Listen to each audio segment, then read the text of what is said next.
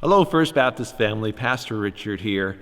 Well, these are interesting days, aren't they?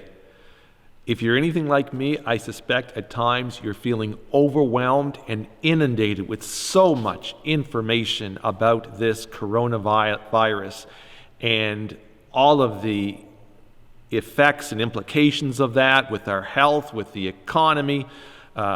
You may be worried about your job situation, about your personal finances. If you have investments, you're probably worried about that.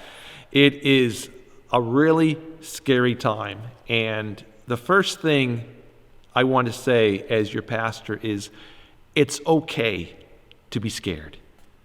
And to remember, too, that you're not alone. We're all in this boat together. And I use that phrase specifically, in the boat together, because we're going to be talking more on Sunday about Jesus and his disciples in a boat. But we're all in this together. And I want to encourage you at this time to be in prayer, to be reading your scriptures.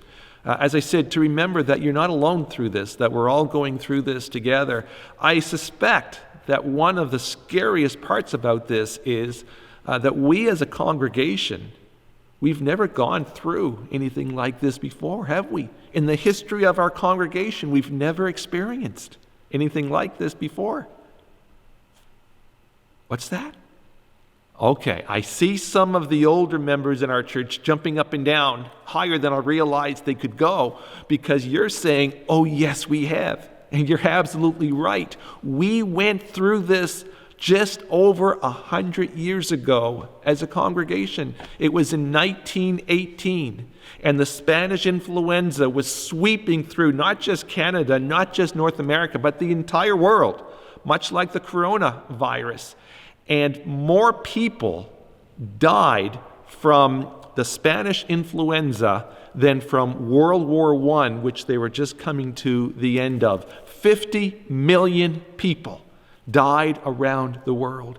And they didn't have the understanding of viruses then as they do now. They didn't know what caused it. They weren't sure how to protect themselves. There were no tests for it. There were no vaccinations.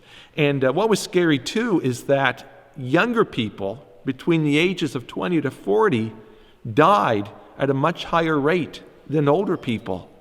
And the congregation, just like you're feeling today, they were scared. They were frightened. But you know what they did? And this is what encourages me so much. They didn't hunker down. They opened up their church, because the city hospital at that time was overflowing. They had more patients coming in than they had room for.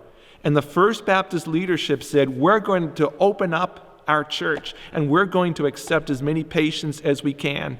And they took in 25. In fact, I want to read a little bit to you from the book that Emerson Carroll and Joyce Tingley put together called Years of Pilgrimage. This was in celebration of the 150th anniversary of the church. So in this book, Emerson Carroll and Joyce Tingley write, October 1st, 1918 was also the day that the vestry, the Brotherhood Hall, and the Sunshine Room of the new First Baptist Church were turned into an emergency hospital for those stricken with the terrible Spanish influenza, which caused more deaths in a few weeks than had the years of the Great War. The city hospital was full, so the church hospital was able to accommodate 25 patients. Dr. Hinson J. West, medical missionary who was home from India on furlough, was the house physician. Dr. L.H. Price, a local physician, was also in attendance. Now understand, they weren't sure what caused this virus. They weren't sure how to protect themselves. But rather than hunkering down, they opened up their church to house people in need of beds who had the influenza. What courage. Don't get me wrong.